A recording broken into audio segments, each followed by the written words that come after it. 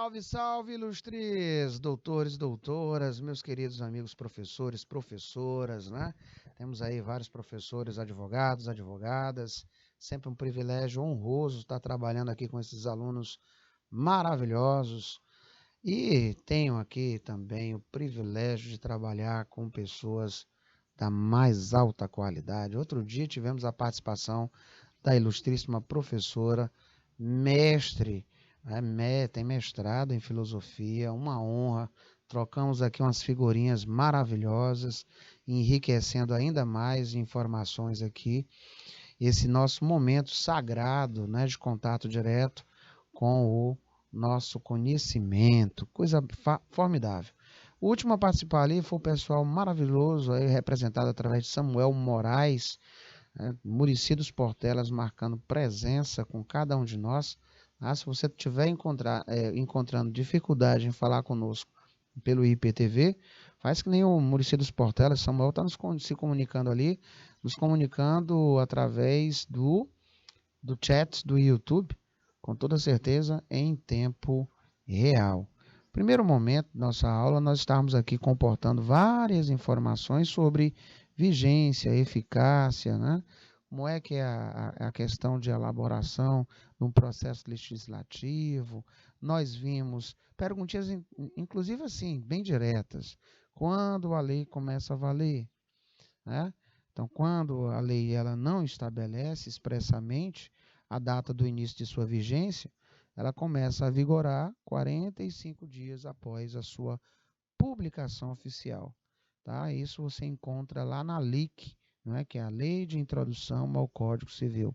Você também viu que nós encontramos informações bem interessantes a nível constitucional e infraconstitucional, tá? Sobre as questões inerentes à lei. É sempre muito bom estarmos reverberando essas informações. Então, se você pode dizer o seguinte: afirmar que vacatio legis é expressão latina que significa vacância da lei, primeiro item que nós temos que estar marcando aqui, ó, verdadeiro.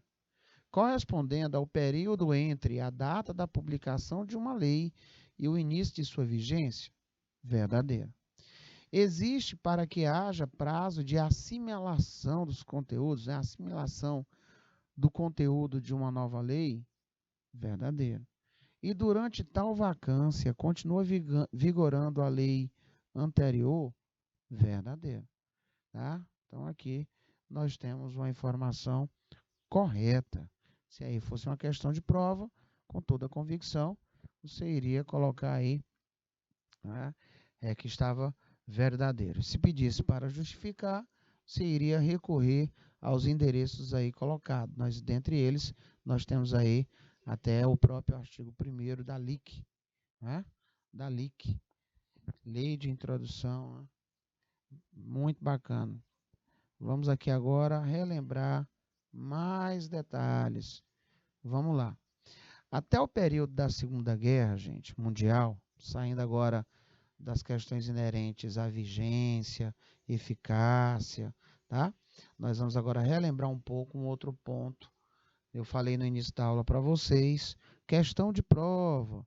Falei para vocês definir, né, conceituar positivismo e pós-positivismo e caracterizar. Tá? Então vamos relembrar um pouquinho. Até o período da Segunda Guerra Mundial, a teoria predominante era a positivista, a qual foi utilizada para velar o autoritarismo da época, com a argumentação de que todas as atrocidades cometidas eram em nome da lei. Com isso, constata-se que o positivismo adere ao estudo somente em analisar, olha só, em analisar se a lei é válida ou não, e de estudar o direito de acordo com rígidas formalidades, sem a preocupação com os valores de cada fato jurídico. Vocês devam lembrar que nesse período aí que nós estávamos trabalhando essas informações, nós conseguimos visualizar o pós e as críticas, tá? Com o fim da Segunda Guerra Mundial, propiciou o surgimento do pós-positivismo, pois surgiu a necessidade de garantir os direitos fundamentais dos cidadãos e de analisar os problemas jurídicos de acordo com como realmente aconteciam, através da abrangência de várias ciências, para melhor resolver as questões jurídicas. Dessa forma, senhores, essa nova teoria ela buscou flexibilidade das leis, com o intuito de aproximar direito e ética, juntamente com a compreensão do princípio da dignidade da pessoa humana. Anotem aí, vocês vão ouvir falar muito sobre princípio da dignidade da pessoa humana.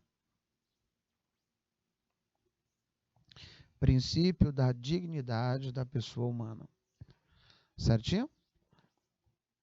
O pós-positivismo foi elaborado para que o direito pudesse ter um novo modo de interpretação jurídica, através de um processo de igualdade para que a pretensão seja alcançada e melhor verificada, se possui veracidade, garantindo assim a justiça de maneira mais condizente com a realidade, a fim de se evitar o quê? Os equívocos, tá? O que é que eu posso ainda dizer para vocês, senhores? Vamos lá mais adiante. Vocês sabem que a teoria positivismo, ela é uma corrente de pensamento filosófico que surgiu lá na Europa. Vamos lembrar primeiro dela. Mais precisamente lá na França, meus lindos. E aí eu acho que vocês vão lembrar de um cidadão chamado de Auguste Comte. Vocês lembram dele? Desse cidadão? Ele defendia o quê? Conhecimento científico era a única forma de conhecimento válido. Perceberam aí as possibilidades? Então, justiça, ela é a particularidade do que é justo. Lembra quando nós estávamos utilizando lá, sob a visão, não é, aristotélica? É o princípio básico que mantém a ordem social, através da preservação dos direitos em sua forma legal. Tá? Quando se fala na manutenção da justiça, tá? A gente observa a justiça sob esse prisma. É a particularidade do que é justo e correto, como o respeito à igualdade de todos os cidadãos, por exemplo. Ele fez referência a isso aí, né? Então, o direito deve estar vinculado aos princípios e à moral. Por isso que naquelas aulas anteriores, uma das últimas, nós vimos aí a questão de bem comum, nós vimos as questões inerentes à ética, moral, não é? Regramento social, conduta, previsibilidade de conduta, tá? A questão se é interior ou se é exterior, e também não esquecendo que o direito ele procura verificar essa questão interior para aferir a intencionalidade. E aí nós temos até as questões dolosas e culposas. Nós fizemos essa ponte para relembrar isso aí, tá? Então, olha só, dessa forma, a dinâmica do direito também faz parte do pós-positivismo, o qual se refere à aplicação do caso concreto à norma jurídica a partir das normas, da análise histórica de valores, a fim de garantir um tratamento mais justo dos fatos jurídicos.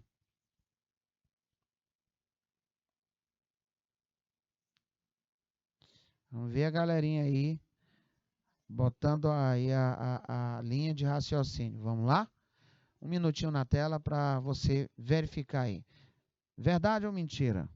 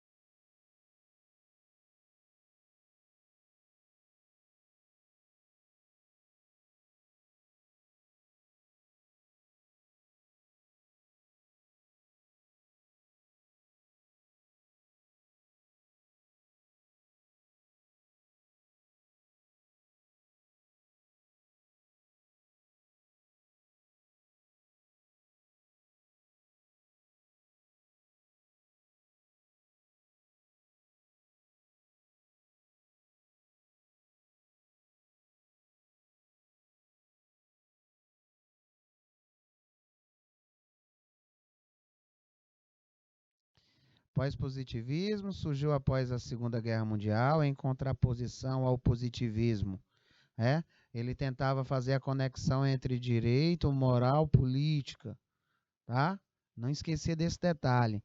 Ele partia por essa conexão maravilhosa aí, queria construir essa necessidade, né, de conectar o direito à moral e à política. Não se pode fazer referência ao direito sem a questão dos valores, como, por exemplo, a justiça. Eles estavam muito preocupados com isso. Ligação entre direito e sociedade, pois aquele existe essencialmente por conta da vida social. Vocês lembram disso? Quando nós falamos que direito, não é fato social, muito bem. Só por isso aí você já pode dizer que lá é verdade ou mentira, né? Positivismo, senhores, é aquela corrente da teoria do direito que procura explicar o fenômeno jurídico a partir do estudo das normas positivas, daquelas normas que são tidas como postas pela autoridade soberana de determinada sociedade, tá? Então, se você está me respondendo que essa questão ela está verdadeira, fique com vergonha não. Você acertou e acertou em cheio, tá? Então, nós temos aí questão verdadeira, mais um aí para a conta dos ilustres. Bom, dentro do que ainda falamos, vamos verificar que o positivismo ele preza a supremacia do ordenamento jurídico perante os fatos sociais e as demais ciências. Terminamos de falar sobre isso, né? Terminamos de falar sobre isso. Não é à toa que alguns doutos estudiosos, eles agregam ao positivismo as grandes atrocidades daquele período, tá? Eles dizem que as pessoas se pautaram no fazer o que estava descrito em lei para justificar estas atrocidades aí do período. Então, com toda certeza, supremacia do ordenamento jurídico perante os fatos sociais e as demais ciências. O conjunto de normas jurídicas chama-se ordenamento, viu lá? O ordenamento jurídico. Este é também chamado de ordem jurídica e sistema jurídico. Ele é a dimensão hierárquica das normas, ou seja, regras e princípios do direito de um Estado dotada de unidade, coerência e completude.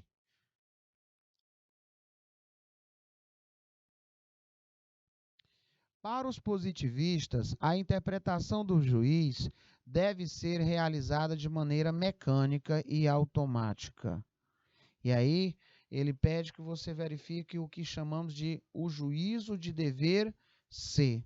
Dá uma olhada, porque com certeza você tem isso anotado no seu caderno. Se essa fosse uma questão de prova, você marcaria certo ou errado? Vamos deixar para tanto aí, já que é muito grande, né? Essa primeira parte da leitura. E tem que tomar muito cuidado com as palavras, tá? Então dá uma olhada aí em 2 minutos, por gentileza.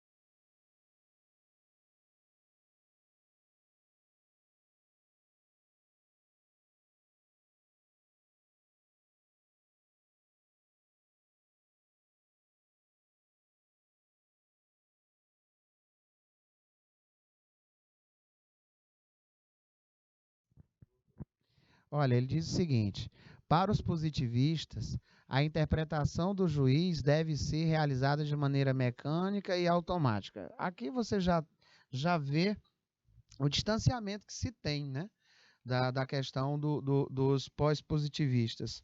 Porque os pós-positivistas eles já defendiam que os juízes eles devem se preocupar com a realidade prática. Eles vinculando essa realidade prática com os valores do cotidiano, juntamente com o juízo de ser. Uma vez que o magistrado, meus ilustres, ele é um humano, ele não é um mecânico, não é? Ele utiliza das suas próprias ideologias para o julgamento, certinho? Aqui já conseguimos perceber o distanciamento do positivismo com essa questão do pós-positivistas, tá? Aí ele diz o seguinte, que não corresponde ao que é mais adequado para a sociedade, seguindo os preceitos previstos em lei. Segundo essa teoria, a natureza imperativa não é a principal característica do direito, o qual compreende a completude das leis. Se você marcou errado, parabéns, está mais do que correto, né? Que corresponde ao que é mais adequado para a sociedade, seguindo os preceitos previstos em lei. Segundo essa teoria, a natureza imperativa é a principal característica do direito, o qual compreende a completude das leis, tá? Agora sim, nós temos aí certo. Vamos adiante, meus ilustres, com mais informações aqui para cada um de vocês, tá? O que é que nós temos agora? A teoria pós-positivista alude à ideia de tratar o direito obedecendo rigorosamente às leis. Olha, grifa isso aí. Procura aqui na internet se é obedecendo rigorosamente às leis, está para o pós-positivismo ou positivistas, mas também de acordo com o pensar crítico e da utilização dos regulamentos jurídicos na prática. Vamos verificar se a gente consegue fechar com essa resposta, certo ou errado para essa daí? O que é que você pensa a respeito? Vamos deixar um minutinho na tela, meu diretor.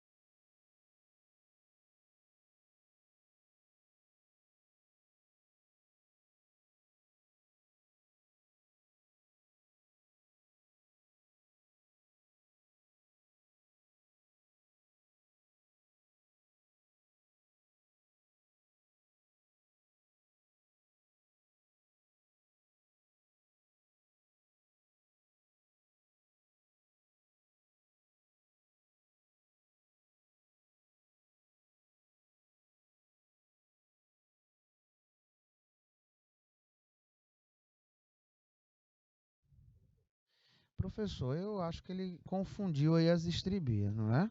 Perfeitamente.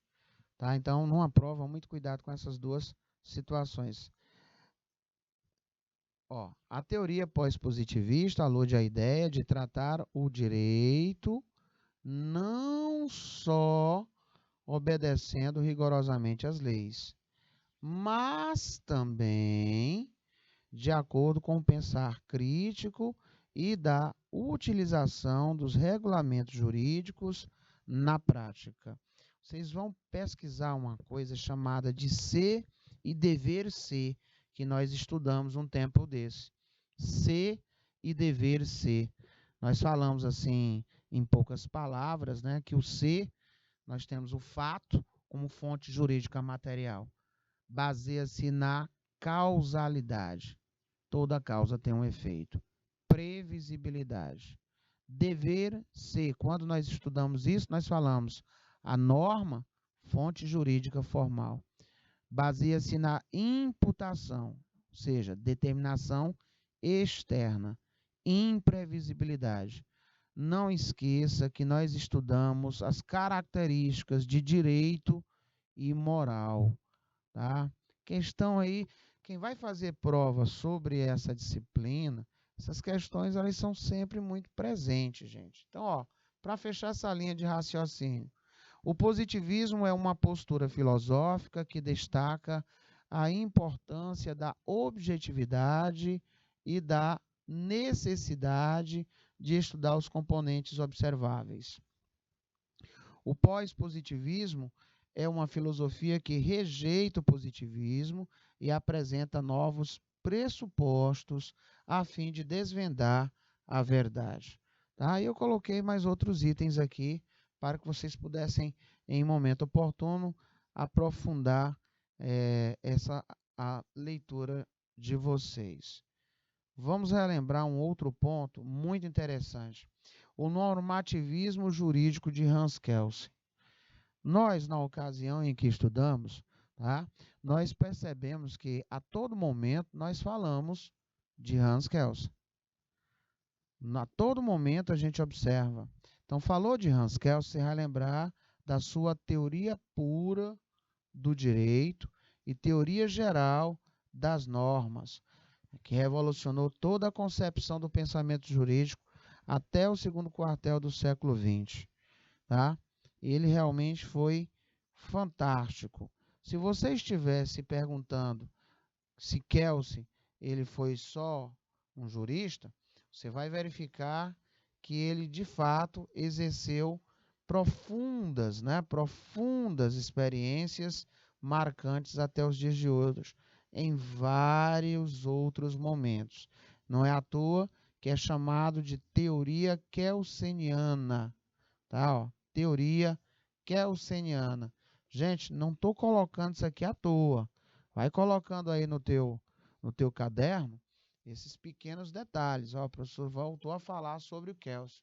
Então, para chegar aqui, ó, o que é o direito para Kelsen? Segundo Hans Kelsen, o direito é uma ordem de conduta humana, ou seja, é um conjunto de normas. Argumenta o mestre de Viena que o direito não é como se costuma pensar uma norma. É mais do que isso. O direito é um conjunto de normas que possui uma unidade. Essa unidade forma um sistema. Olha aí uma outra maneira de você falar o que é direito.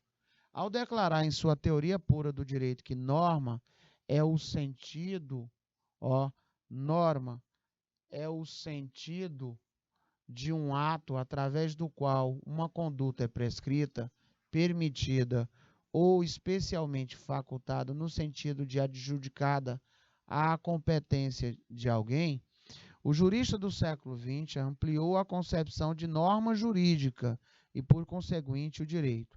Aqui o mestre, para nos trazer a ideia de norma, em momento nenhum mencionou a palavra Estado.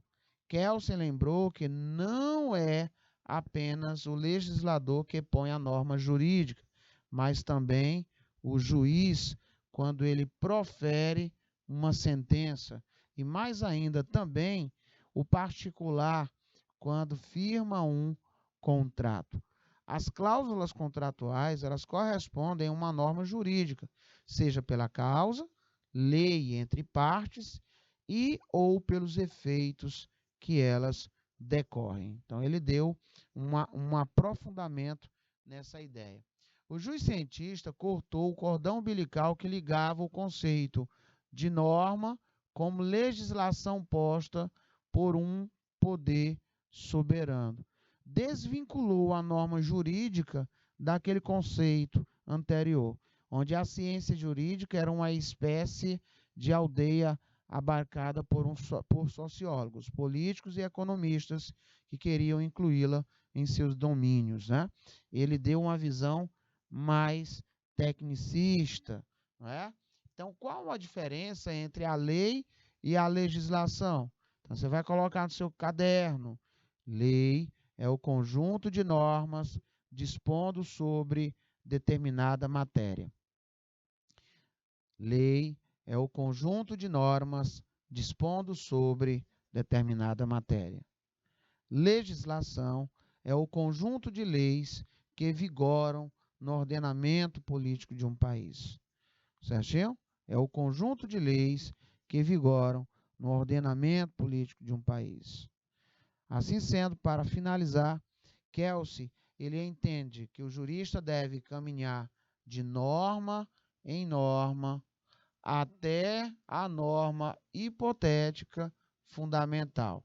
Ele considera a estrutura lógica da ordem jurídica como piramidal, turma, tá? Piramidal, ou seja, o legislador, ao elaborar a lei, está aplicando a norma constitucional, fica lá no ápice, não é? Ela fica bem em primeiro plano. Está aplicando a norma constitucional e o juiz, ao sentenciar, está aplicando a lei. Princípio que consiste na negação de normas incompatíveis entre si em um mesmo ordenamento jurídico. São chamadas de antinomias, tá? Para isso, existe implicitamente uma norma que afirma não poderem ser válidas normas incompatíveis, devendo somente uma ser válida. Anota no teu caderno mais uma dica de prova, as famosas antinomias. Não vos esqueçais disso. E o que é uma antinomia, professor? Coloca aí, menino. Representa fenômeno comum que espelha o conflito entre duas normas, dois princípios, entre uma norma e um princípio geral de direito em sua aplicação prática a um caso particular. É fenômeno situado dentro da estrutura do sistema jurídico, que só a terapêutica jurídica pode suprimir a contradição. Então, gente, hoje eu falei aí brincando bem as 10 questões de prova, certo? Então, para quem está bem atento, anotou ponto a ponto, brincando aí, você tem aí 10 questões de prova, tá? Até a aula de amanhã nós vamos estar aprofundando ainda mais nos conteúdos, porque um puxa o outro. Então, não tem como eu pegar o conteúdo de amanhã, desassociar com esse de hoje, desassociar de aulas anteriores. Então, preste muito bem atenção. Nós falamos aqui o que é direito, nós falamos o que é sanção, norma, norma jurídica, ordenamento jurídico, sistema jurídico. Nós vimos a questão de eficiência, validade e eficácia da norma jurídica. O que é uma norma jurídica? O que é uma lei? Diferença de direito e moral, tá? A tentativa de ligar direito à moral à política. Aí visualizamos um momento de positivismo e pós-positivistas. Fizemos aí o que é o positivismo e os pós-positivistas e o que defendiam. Nós vimos as questões da interpretação, nós vimos as questões das ramificações, tá? Não esquecer também a questão da jurisprudência, súmula e súmula vinculante. Ufa, professor, foi informação só, né? Vamos agora, meu diretor, para aquele momento áureo, né, do nosso hora de praticar. Afia aí a procura, né, para nós termos esse momento áureo, tá? Vai printando a tela, olha as informações que nós temos, para que a gente possa estar tendo êxito para esse momento áureo aqui. Então, primeiro desafio do nosso hora de praticado, vamos praticar de hoje. Vamos ver quem me traz essa resposta. Tá? 2 minutos na tela.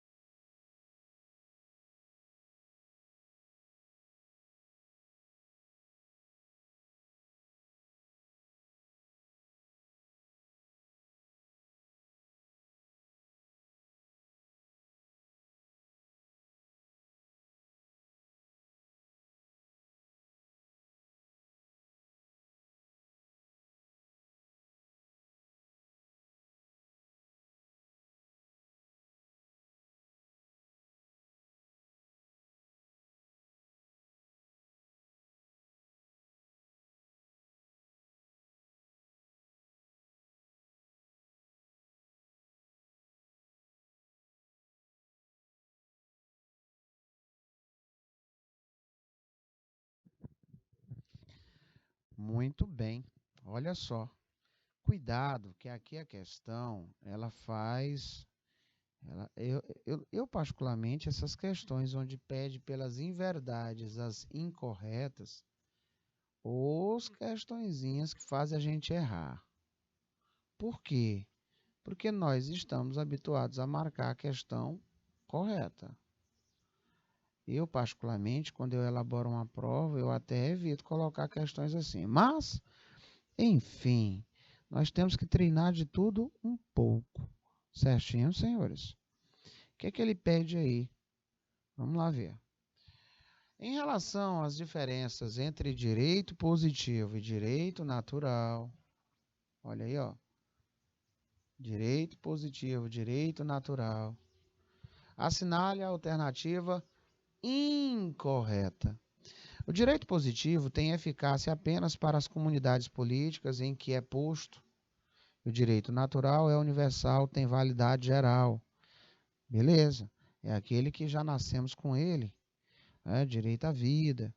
Não precisa de nenhum direito posto para dizer que nós temos direito à vida. Direito, olha, você pode comer todo santo dia. Não temos isso, né? Ele é ad infinito, né? Universal, validade geral. Ele quer a incorreta. Então está correto aqui. O direito positivo, ao contrário do direito natural, é mutável. Perfeitamente. Algo que vai acompanhando os anseios, né, dos valores da sociedade, onde o legislador ali notou que a existência de um fato social se faz necessário a mão, não é, sempre zelosa do direito, trazendo aí segurança e previsibilidade comportamental. O direito positivo é posto pelo Estado, com certeza, e não por uma força divina. Falou de forças divinas, tá? Consequência lógica do pensamento racional. Força divina, direito natural, tá certo. O direito positivo é um documento escrito, editado por uma autoridade competente, tá? E de acordo com um procedimento específico, processo legislado, e que veicula normas jurídicas, fazendo parte lá, né, do ordenamento jurídico, a norma. Em seu sentido amplo, esse termo compreende todos os atos normativos contidos no processo legislativo. Ele está pedindo a incorreta. O direito positivo estabelece aquilo que é bom ou mal, e não o que é útil, como faz o direito natural. Essa é a nossa incorretona. Tá? Ela está aí, infelizmente, errada. Gente, eu deixei aqui para vocês algumas ponderações, tá? Como elas são muito grandes, eu vou verificar só um detalhe aqui bem legalzinho para vocês. Ó. Segundo Norberto, o direito natural estabelece aquilo que é bom e o direito positivo, aquilo que é útil, tá?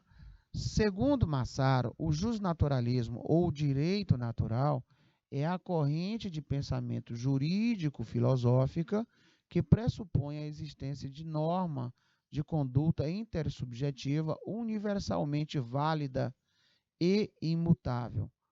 Já o outro é mutável, tá bom? Então eu coloquei várias situações para vocês aqui, ó. O direito positivo nunca se adequa completamente à lei natural, porque o direito positivo contém elementos variáveis e mutáveis, falando aí sobre as questões da mutabilidade ou imutabilidade. O direito natural é aquele que tem em toda parte a mesma eficácia. Emprega o exemplo do fogo que queima em qualquer parte, por um exemplo. Nós vimos isso lá quando nós estávamos estudando a Grécia, bem no início do curso. Enquanto que o direito positivo tem eficácia apenas nas comunidades políticas onde ele é posto. O direito natural prescreve ações cujo valor não depende de juízo que sobre elas tenha o sujeito, mas existe independentemente do fato de parecerem boas a alguns e má a outras. Aristóteles, gente, dá exemplo. Antes da existência de uma lei ritual, é indiferente sacrificar a uma divindade uma ovelha ou 2 cabras. Mais uma vez, existente uma lei que ordena sacrificar uma ovelha e isto se torna obrigatório. Um exemplo da época, né? A norma positiva é a norma posta pelo homem, portanto, possuindo eficácia limitada e sendo válida somente nos locais os quais a observa. Aqui ele colocou essa informação para falar da não universalização, né? Ao contrário que tem ali o direito natural. Muito interessante essa questão. Dá aí aso a muitas linhas de interpretação, tá? Gente, se você observar agora, ele pede para você julgar certo ou errado e corrigir caso necessário. Será que esse fragmento faz referência à norma jurídica? Meu diretor, vamos deixar aí o tempinho na tela.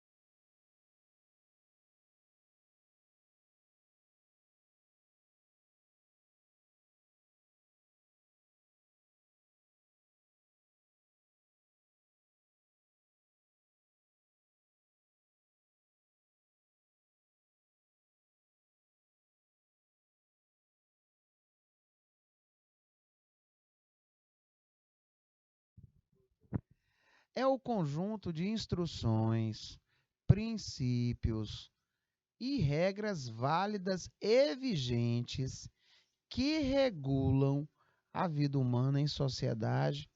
Olha o segredinho, num determinado momento histórico. Nós não estamos falando desse caso, não de norma jurídica. Nós estamos falando do próprio direito, tá? Direito. Então aqui eu vou tranquilamente dizer que está errado. Vamos fazer a correção. Tá? O fragmento faz referência sobre o que é direito, tá? Norma jurídica pode ser entendida como sendo uma norma escrita, com forma previamente estabelecida, que cria, modifica ou extingue regras jurídicas.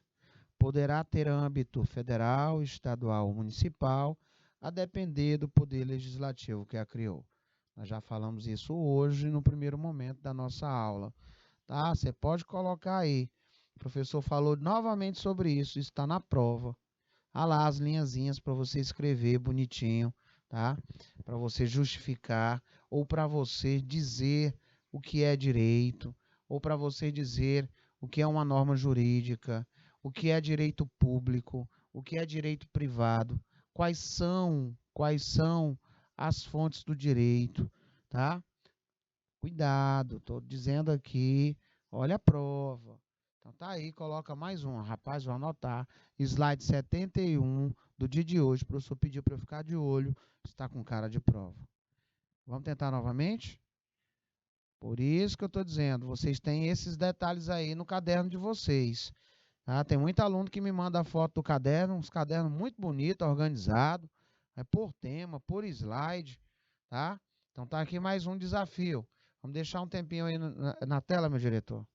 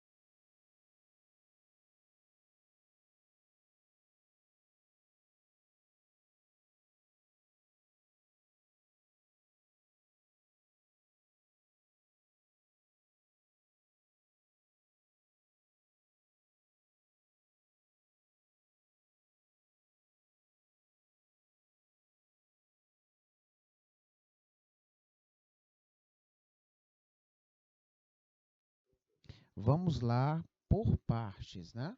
Ele diz o seguinte: são prescrições obrigatórias de comportamento para as pessoas.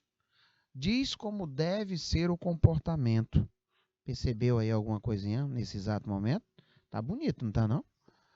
São classificadas como sendo de conduta que pretendem disciplinar o comportamento do indivíduo e as de organização que têm um caráter instrumental. Estou fazendo referência à norma. Cuidado, olha, não falamos sobre norma jurídica.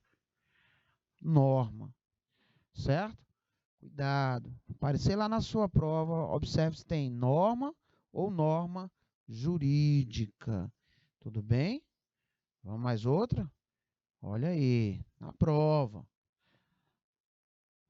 Conjunto de padrões, regras e diretrizes colocadas de forma simples, que contém orientações comportamentais ou especificações técnicas ou outros critérios que devem ser seguidos ou respeitados.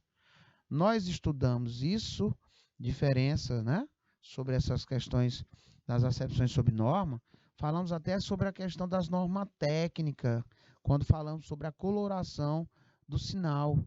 Por que o sinal verde é passe? Por que o sinal vermelho é pare? Por que o amarelo, né? Atente, atenção. Nós vimos isso nessa aula. Então, olha aqui outra forma de você falar o que é norma. Tá? Tá correto, não precisa nem você fazer uma justificativa. Nós vimos essas questões muito bem asseguradas, né? Lá na aula que nós estávamos estudando o que é norma, o que é lei, o que é jurisprudência. Bom, essa daqui, olha a questão linda de prova. Tá lá, a questãozinha para você escrever, bonitinha, ou marcar. Como são classificadas as fontes do direito? Tá? Vocês vão lembrar que nesse período nós trabalhamos com 3.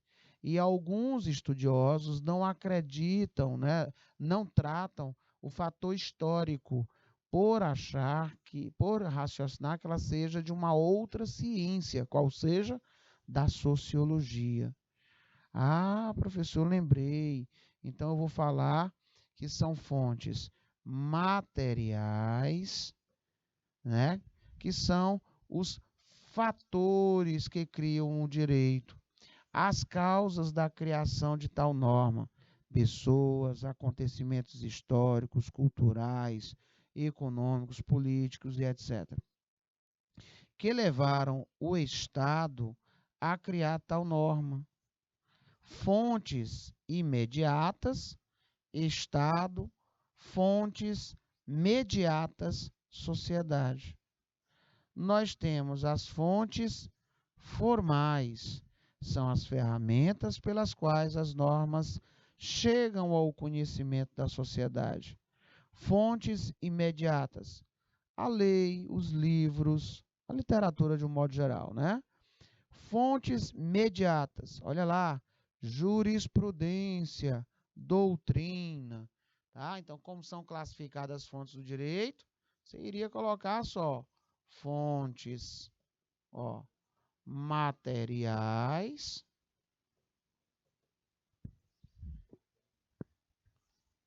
e fontes formais.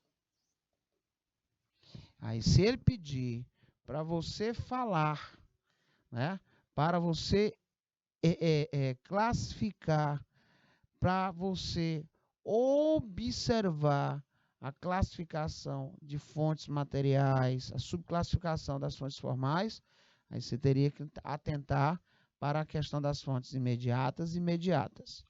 Da fonte material, as imediatas, Estado, imediata, sociedade. Da formal, aí nós temos fontes imediatas, as leis, os livros, etc. Imediatas, a jurisprudência, a doutrina. Então, questãozinha de prova, porque não tem como a gente sair. Eu estava agora há pouco falando para o meu diretor isso aí. Tá? Aqui, no técnico, num curso, num concurso, em qualquer prova, lá na universidade, para quem vai fazer curso de bacharelado, para quem vai fazer o curso superior de direito, na hora que você estiver no primeiro período pagando essa disciplina, que o teu professor tocar nesse assunto, lá na prova vai estar desse jeito, você vai lembrar do dia de hoje. Não tem como desassociar. E essa visão aqui, ela vai seguir a cada um de nós nas outras ramificações. Não tem como se livrar. Por quê? Porque essa disciplina, ela é a base, ela vai falar daquilo que é universal em todas as outras ramificações do direito. Então, não tem como você desassociar, tá? Não tem. Pelo contrário, quando chegar as demais informações, você vai agregar ainda mais valores, tá?